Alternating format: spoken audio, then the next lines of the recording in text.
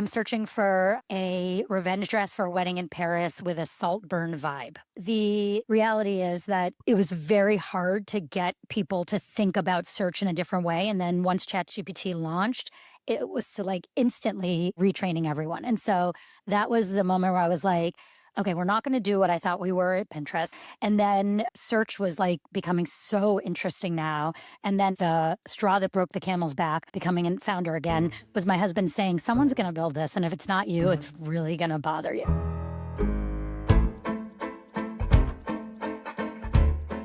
Welcome back to season 13 of the Room podcast. Claudia, can you believe we've been doing this long? No, it's been 5 years. So many episodes, so many incredible conversations telling the stories of some of the world's most iconic founders and funders. And whether our listeners are new for the first time today or have been with us from season 1, we're so grateful for the community we've built. Completely. We've had the mission to open the door to the room where it happens for those entire 5 years and have been able to do so over 120 episodes with hard-earned lessons from some of the top technology and consumer founders of our time. And we've been through a lot personally as well. We have indeed. I built, scaled, sold my startup Prive. You were our first investor, so you've been there through the entire journey. And you've also recently graduated from HBS. You're now building at Vercel. And through it all, we've brought the funder and founder perspective. Yeah, it's really been an incredible journey, and I'm thrilled that I'm back full-time in San Francisco, and we're probably here to stay. That means that there's more for us in terms of growth, both inside and outside of the physical room. But what's important to have really out there is these stories, and we've been able to do so over incredible guests from the CEO and founders of Flexport, Perplexity, Partiful, Zapier, Zillow, Vanta. I could go on. These guests and their enterprises have generated over $100 billion enterprise value and really, frankly, moved the markets. And growing, especially in 2025. With everything that's going on in AI. So I'm so excited to share season 13 stories that are maybe a little bit more AI focused than past seasons. Absolutely. And you can find us IRL and URL, especially with our events such as our annual conference Inside Summit or upcoming SF Tech Week events and beyond. And if you want to get information around those events, subscribe to the Room Podcast and subscribe to our newsletter at theroompodcast.com. Perkins Coie supports the most innovative entrepreneurs and investors in fast-moving and high-growth sectors, addressing their myriad of legal needs. But the firm doesn't just provide end-to-end legal and business counseling to its startup clients. It also facilitates introductions to key advisors and sources of capital. Perkins Coie's interactive website, Startup Percolator, offers access to programs, resources, and rich dynamic content designed to assist entrepreneurs on their startup journey. To learn more, go to startuppercolator.com and Perkins Coie, COIE.com. This podcast is brought to you by Mercury, the banking platform businesses like the Room podcast use to simplify their finances. It's time banking did more than hold your money. Now it can. With Mercury, you can pay bills in seconds, close the books faster, and even send invoices. Not only does Mercury do away with a patchwork of tools, it eliminates guesswork, giving you complete and accurate visibility into your business's finances, all from one account. Apply in minutes at mercury.com. On the last episode of 2025 for the Room podcast, we close out with our final session of Inside Summit. Claudia and I had the pleasure of welcoming Julie Bornstein back into the room, this time with Daydream. Daydream is building the intent layer of fashion commerce, sitting between consumers and retailers to reduce overwhelm and improve decision-making when shopping. Julie has spent over 2 decades building the digital commerce experiences that have become industry standards, often years before the rest of the industry caught up. She helped launch Nordstrom.com back in 2000, went on to redefine loyalty, mobile, and social shopping as Chief Marketing and Digital Officer at Sephora, and later scaled Stitch Fix past $1 billion in revenue as COO. She pioneered the blend of human taste and algorithms before AI was even a buzzword. In 2018, Julie stepped into the founder seat herself, launching The Yes, a personalized fashion discovery platform acquired by Pinterest in 2022.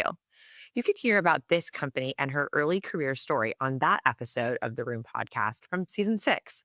However, at this year's Inside Summit, we dove into the decision-making process of getting back into the founder arena with Daydream. Along the way, Julie has served on the boards of household consumer brands such as Weight Watchers and Sweetgreen.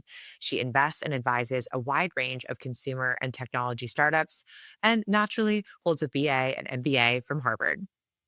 Key insights and themes in this episode include how consumer search has shifted from retrieval to interpretation, abundance, not access, being the modern bottleneck of the web, and ultimately how to build for AI native commerce. Let's open the door. First of all, thank you so much for joining us here today in the room. My pleasure. We have a classic opening question. And so, where did you grow up? And how has that shaped your view of the world? I grew up in Syracuse, New York. Really? Let's go. Shout out.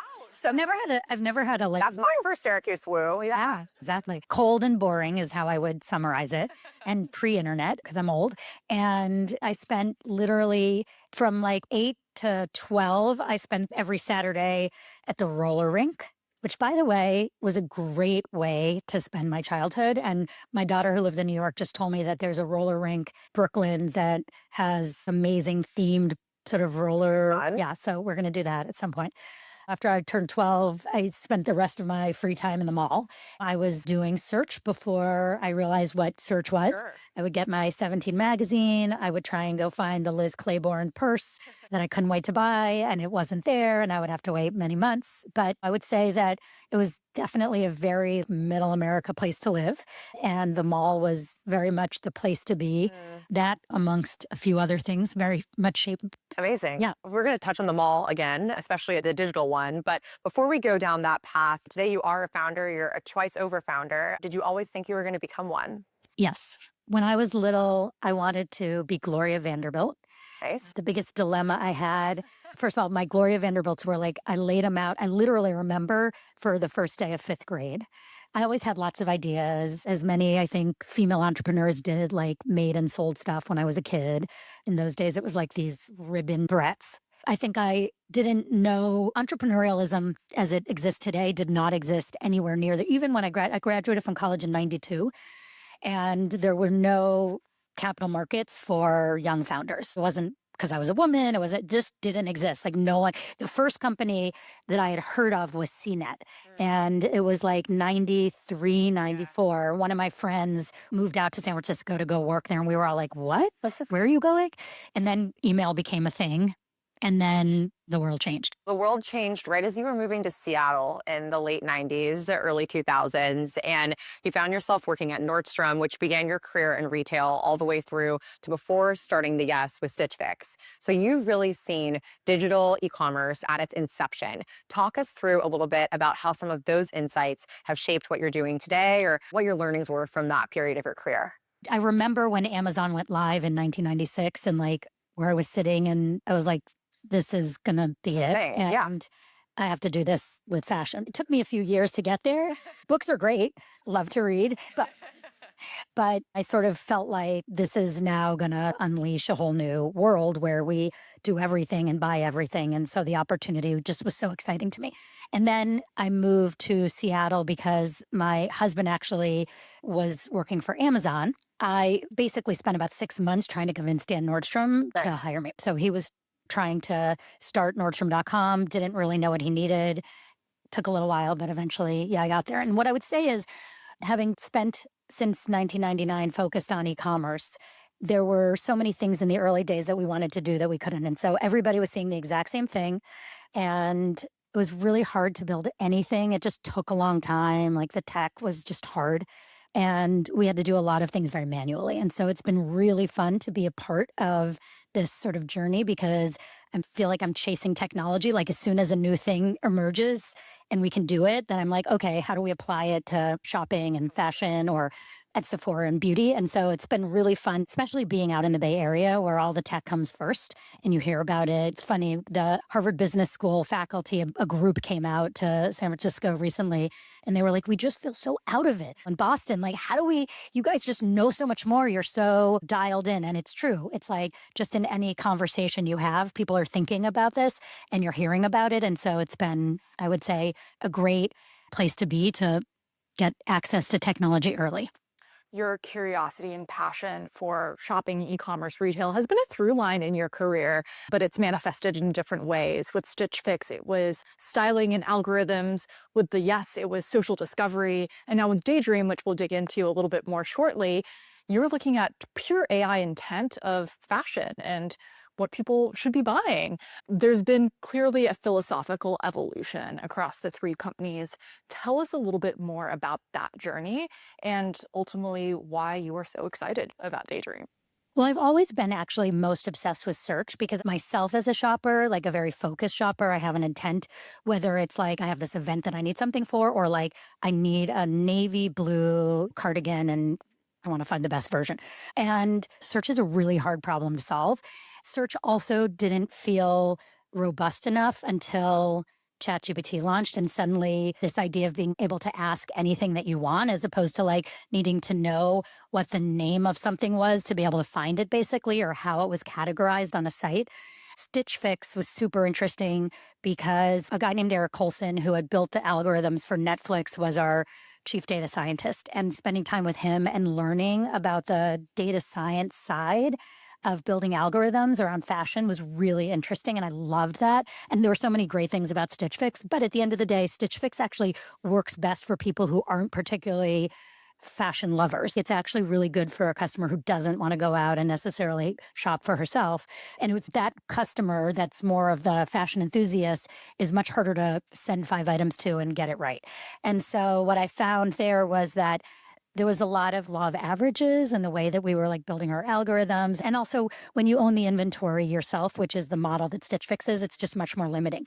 But it gave me a lot of the ideas around building the Yes, my next company, which basically was more of a fashion recommendation engine built off of other people's product, but for fashion enthusiasts. I can't even remember the question. I'm like now talking, I'm like, I have no idea if I just answered the question. Yeah, you absolutely did. And it's been incredible to hear your thesis and clearly the passion behind it.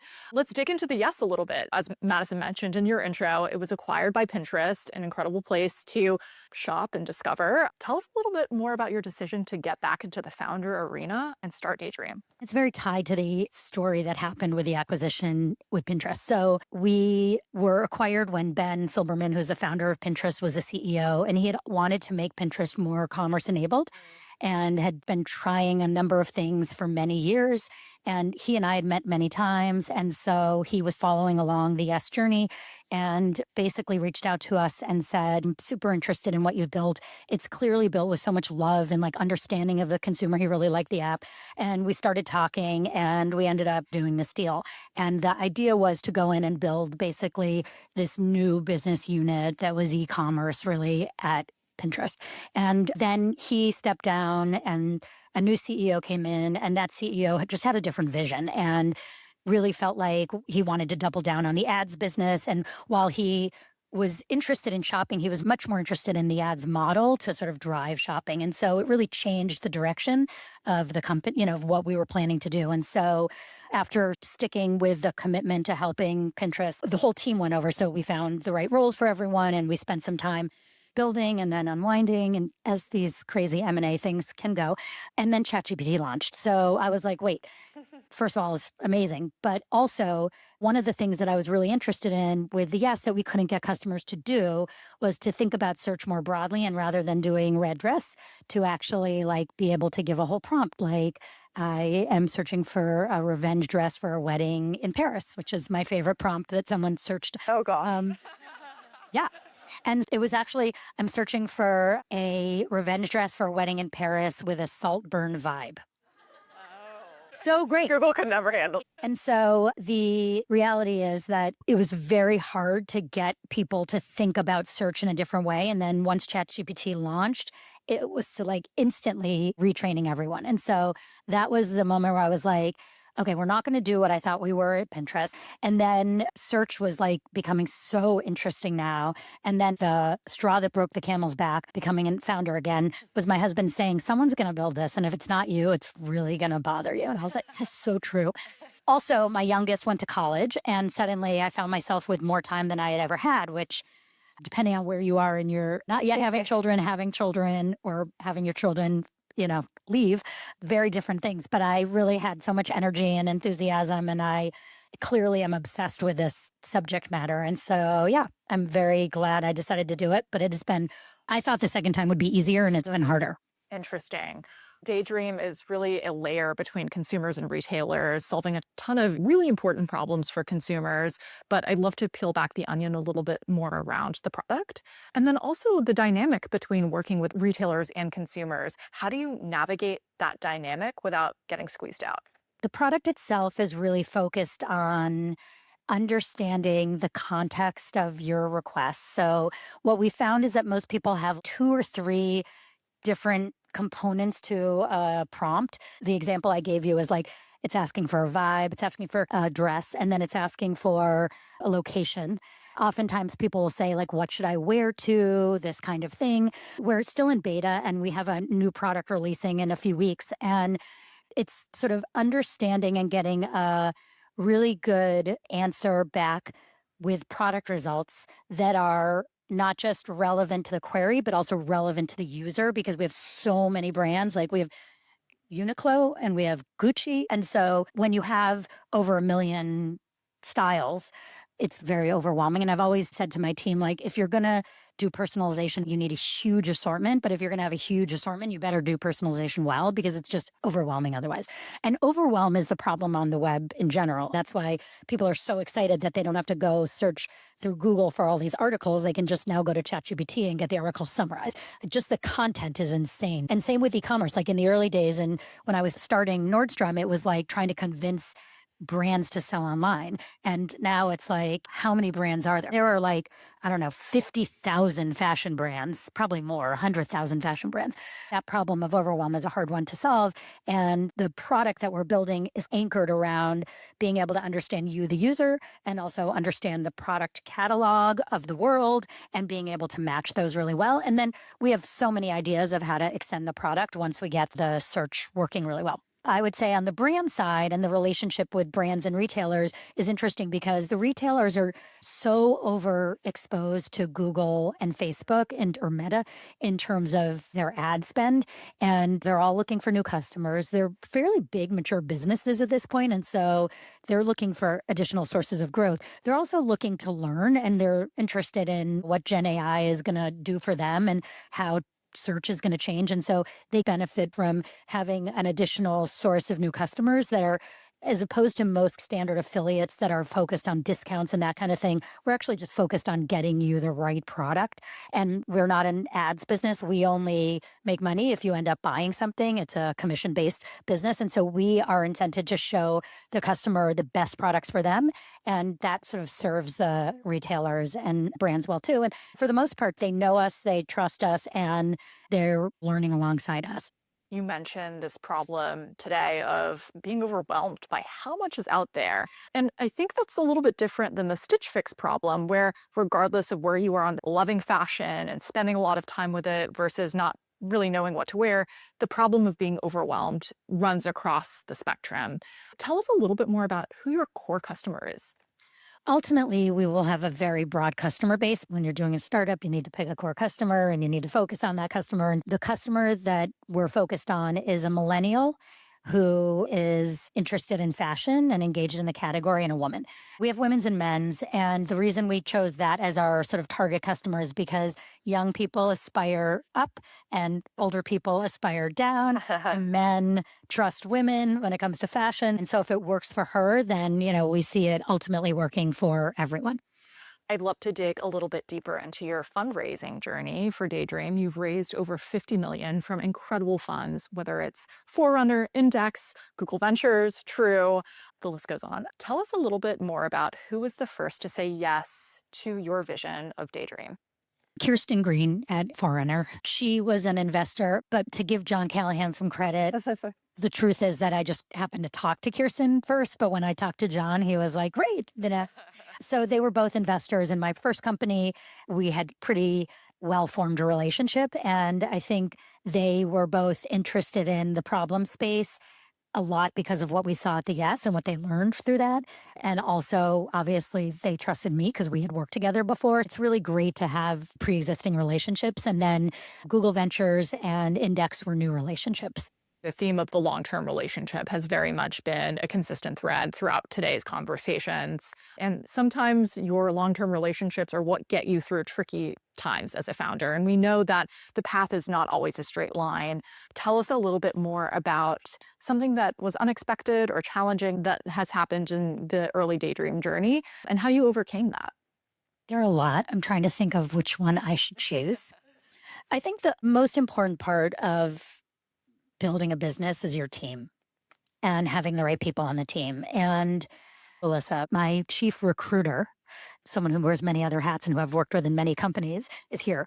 But I feel like the stat is something like 50% of people you hire work out. I don't know if it's probably better than that. But the truth is that if you hire people that you know and you've worked with before, then you're in good shape, which is Alyssa. But when you're hiring new people or you're working with new people, it's just really hard to know. And hopefully AI can figure out how to solve this problem for us and like really do that interview that works and proves itself out. I'm super excited for that, to be honest. But just getting the right team is everything. And I would say I didn't get the right team up front, and it really slowed us down. And it's painful. It's painful to not get where you want to go with the product. And it's painful to have to part ways with early co-founders and other employees who, bet on you and agreed to come on and stuff. So I would say the like people side of things is the hardest. Claudia and I got very lucky. This is the first time we officially worked together in starting the podcast, and it has worked out. I also got the chance to invest in her company, and that also worked out. But we got really lucky. And I think what I've learned being on the inside of this partnership is that it would have been really tough if we had gotten this wrong. Oh, yeah. Oh, yeah. I'm glad we're on the right side of the 50%. I know. We text like every day. You talk every day. So that super resonates. I guess as we look towards the future of Daydream, as you're in the early innings of building in this broader space that's rapidly changing under your feet, the prosumer model has been one that was not really appreciated for a number of years because honestly, people weren't willing to pay for individual productivity apps or other consumer experiences. But I feel that's really shifted in terms of AI and user willingness to pay. So I'm curious how that's informed your decisions around Daydream's business model. My feeling is that we'll have to see what our business model is ultimately. Definitely think that there's going to be an opportunity potentially to charge some kind of subscription because of what it takes to build. But I feel like in the early days, we just want users and we want to learn. We set up this sort of commission structure where we get paid when we drive a sale. That makes a ton of sense. I guess we talked a little bit about retailers, which are a key stakeholder in your ecosystem. And you alluded to this, but they've been so indexed on Google's crawlers and traditional SEO as the ability to drive their business. But of course, ChatGPT, Perplexity, and Daydream are shifting this away from actually that being where you find these insights. If AI-powered shopping tools are the future, should retailers be thinking differently about their site architecture? For sure, but I don't think we know exactly what they should be doing yet. You can just search on ChatGPT and say, like, how do I make my site most indexable for ChatGPT? And it'll tell you. And I think that there are a lot of structural things that are going to help, but I think it's not totally clear. Like, there are now starting to be a couple companies pitching themselves as being able to help retailers show up better. But yeah, I think we're just in the early innings, and I don't think people know how to do it yet. No, I think it's a really evolving question. It's definitely something at Vercel we're thinking a lot about. We were a part of the server-side rendering revolution and how that shifted the way that retailers support their front-end loading. And we have seen that that's already shifting with AI, and we believe it will continue to shift. And so I guess if you had any advice that you've learned, maybe from asking Chat or in building your product, how can you make anything you're building today more search engine friendly in the LLM world? Go ask that question to ChatGPT. Great, perfect. We'll do that. And answer as well as they That's totally fine. They know a lot, those models. So I guess maybe a bit of a futurist question for us. If every retailer has perfectly optimized their websites to be readable by AI shopping tools, does that hurt Daydream? Or where does our value shift in terms of shoppers? It definitely doesn't hurt Daydream. One of the things that you need to do is not just be able to access a site, but then you need to basically augment the information that the site has about the product. So we're really focused on product enrichment. So we get whatever the text details and the image details are of the site, but that's not enough. And so we're using LLMs to basically enrich our understanding of the product and understand how to translate our understanding of a product to the way a user talks and describes and asks for things. So we have kind of this model where we think about what we're seeing users ask for, the words that they use and how they describe things. And then we need to basically make that map to product. So our focus is not just about getting access to the content, it's about what you do with it. And so we're just spending all this time going super deep on this vertical so that we truly understand, like, is that dress good for speaking engagement? Is it good for winter or summer or fall? Is it good for someone who likes these kind of silhouettes? There's just so much nuance to it that I think the level of detail, it's interesting. I was with a bunch of Google people last night and they were telling me Google's never going to go to this level of detail on building because they have so many other billion-dollar businesses that they're focused on, and it's just not their focus. And it was actually a company that spun out recently of Google because it's sort of another startup that's using AI. It's actually really interesting. It's called Owl, and they're building AI referees who can make calls on plays in sports. They'll be there to augment the real referee, but it'll make a call so that it's less debatable. And so that is something that was Google technology that was built inside of Google. They decided they weren't going to do something with it, so they spun it out, and now it's a startup. And so I think that there are lots of capabilities that these huge tech companies could theoretically do. But the question of if they decide to do it and if they put the focus to it, I think is a different question. Absolutely. And speaking of that, there's all these model providers now, including Google having one too. I guess for you guys, have you hitched your wagon of Daydream to a specific LLM, or how have you thought about interoperability in regards to them changing so quickly amongst the LLMs? Absolutely not. We have basically a model where we're constantly testing new models. Oh, interesting. Pretty much anyone who's like their business is an application layer on top of these LLMs realizes you need to use multiple models. And the truth is, even we have like this ensemble of mini models that understands things like color and fabric, and we get really specific. And even for each of those models, we test them against like multiple Gemini models and ChatGPT models and constantly testing with new models. And we use multiple models. I'm really excited for that. I did not realize this dress was jersey material when I got it, and I was a little bit disappointed. That's not the vibe I actually wanted for today, but here we are. I didn't have. Although it's so cute. But it's one of those things where like it's hard to tell online. If I had known that it wasn't, maybe I wouldn't have bought it. So it's just super helpful to have. This is a bit of my like hot take question, but you're working with so many different players in the ecosystem, and of course, like a cloud provider is another key partner of yours.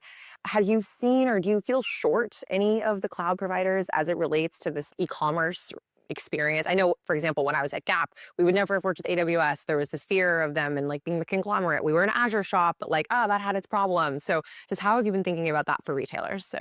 I think Amazon is phenomenal. Andy Jassy is a friend from business school. Wow. Okay. And his nice deep cut. is always incredibly generous with offering whatever services they need. But I do think that if you're a retailer, being on another cloud provider is understandable. And we've had a lot of success working with Google, but in part because we have ex-Googlers on our team who know how to take advantage of it, make the most of it. And Google Ventures is one of our investors. We have a lot of reason to be working with Google in that case. Yeah. Yeah. It's nice to have a buffet. They all do what you need to do. And so the question is really each company that's making a decision about who to work with has different factors that they're making that decision around. And back to your early point about team, like hiring people who perhaps have preferences, know how to fine tune to a particular cloud's advantages could be something to think about in the room. Would you consider Daydream AI native? And if so, or if not, what does that mean to you? I would. And the reason that I do is because we started post LLM and our whole business is based on leveraging AI. And so it's interesting because I was talking to another portfolio company of True Ventures. I'm pointing to True Ventures. Yes. Caroline. And it was Amy from Madison Reed. It's a consumer product. It's not a tech product, but still. And then we recently also got together with a bunch of other founders. And I think that any company that was built pre maybe 2023, even when I think about the Yes, the way we built the Yes was completely different from how we built Daydream. And there's a lot of similarities in the businesses. They're different fundamental models, but totally different tech stack. Always the case with technology. Like the newest player has the advantage of building on the latest tech, and that allows you to move faster and be more nimble. The sort of challenge that I gave the team is like, how do we build in a way that in 5 years, we're not the old, out of date? And I do think that's a huge challenge for anyone building tech. But the questions that the teams were asking about how to leverage AI in the way they work aren't even things we think about. The past couple of years have been big years in terms of just how AI has evolved pretty much everything. And so I'd love to look forward a little bit now. Let's say everything went right with Daydream, which it will, of course.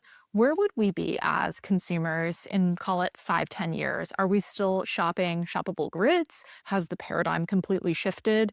Is there going to be a stepwise function change in consuming retail? I'll tell you my little vision, but what I would say is I know it's not going far enough. And if I truly knew where it was going, I'd be worth a lot more, let's just say. But what I envision is we think about the capabilities that we're building as really a stylist in your pocket. So I'm assuming you still have a phone. I know OpenAI is working on a new device, but I think that if you're replenishing your Lucky Charms, and I don't know how I said that. I do love Lucky Charms, but you don't necessarily need to see a picture of it. But if you're doing something that's more aesthetic, you want to see a photo. So a little device that doesn't have that. And I'm super bearish on virtual reality. I should just say that. Like, I do not think in 5 years we're going to be walking around with glasses that's doing everything for us. Partially, I hate that thought. It makes me really upset. And so I like to believe what I want to happen. But I do think it'll be you pull out your phone, you say, I have a speaking engagement in 2 weeks. Give me a couple of ideas what to wear. And literally up will pop a couple of different outfit ideas. You're wearing them all, right? So the virtual model piece, I think, will become universal. And you get to flip through and see what it is and say, great, send me that. And that's it. You don't have to go through checkout. You don't have to look through a million things because you have basically built a relationship with Daydream where we have now understood enough about you, where we understand what you're going to like and what you're not, and know how to push you a little bit and make you look a little bit better than you might do if you were just on your own.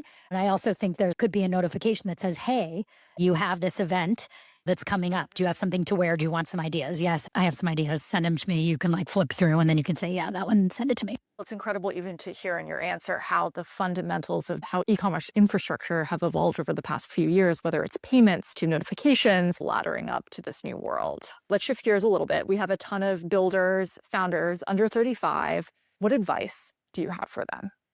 If you're young and a first time, one of the things that is very helpful when running a business, and I've seen this go well and not well, is having had experience working for a company before you're actually starting your own company. So when people want to start companies out of college, some have done so very successfully. I just feel like it's very hard to grow with your business because you actually have no model that you're basing it off of. And it's very, very hard to replace experience. You can ask people for advice all you want, and you should. And that's, I think, my second piece of advice is find some people who are expert in the space that you're working in and engage with them and convince them to be advisors to you, because that is so hugely valuable. There's huge value in getting experience working for other people. I think seeing what good and what bad looks like in managers and leadership is helpful. I think bad is stuff you know not to do, right? You're like, oh, shit, my boss sucked at that. I am never going to do that. I remember I had a boss who literally was like, I would like you to show up every week in our one-on-one with a binder. I want everything 3-hole punched so I can put the things that you want to give me in my binder. It was like this crazy organization system. Eventually the guy left and I was like, thank God. And he was a very nice guy, but not the way I felt being managed was getting the best out of me. And I also worked for someone who was a single mom who adopted a baby while I was working from her and who wrote my recommendation to Harvard Business School. And she was such a good role model on so many levels. And so I just think there's so much value in getting experience, both seeing how companies are run and learning about different ways of managing and leading people. So I would say soak up as much experience as you can before you go to start your own thing. And then once you do start your own thing, find some people who are really inspiring to help be advisors to you. Sometimes you have to see excellence to be excellent. We're going to ask the last question, hero question of the pod. You're probably familiar with this one. Who is a woman in your life that has had a profound impact on your career, maybe in the last 10 years? I would say Katrina, who I worked for at Stitch Fix. First, I was on her board, and then I went and worked for her. And I would say it's a combination of things that I thought were great and things that I thought were really great learning opportunities. She was very young when she started Stitch Fix. She was very bold and she had strong conviction, and she was able to stay really focused on what mattered to make that business work in the early days. And it was really fun to watch and really fun to be a part of. And I learned a lot by being a part of that company, which she built. And I learned a lot of things from watching her too. Wow. Yeah. Incredible. Julie, thank you so much for joining us in the room, physical room today. It's been a pleasure having you. Thank you so much for joining us at The Room Podcast.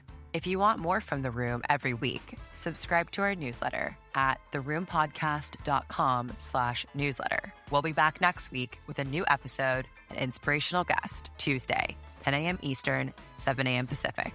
See you in the room. Perkins Coie supports the most innovative entrepreneurs and investors in fast-moving and high-growth sectors, addressing their myriad of legal needs. But the firm doesn't just provide end-to-end legal and business counseling to its startup clients.